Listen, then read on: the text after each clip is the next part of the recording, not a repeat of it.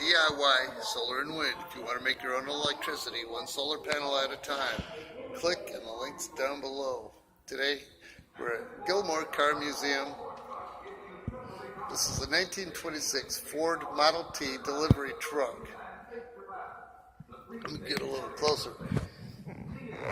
Factory price, $400, 20 horsepower. Isn't that beautiful? Tougher than Army Mule and cheaper than a team of horses. There's people in here, so I'm going to make this.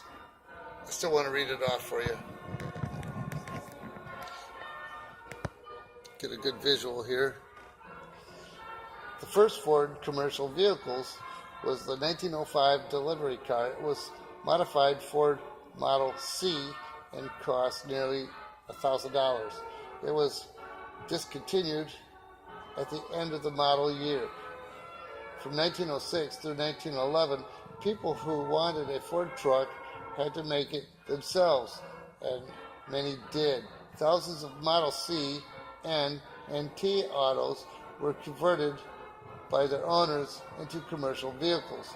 The truck is a partial restoration and recreation of the Model T commercial chassis and a Martin Perry steel side panel body,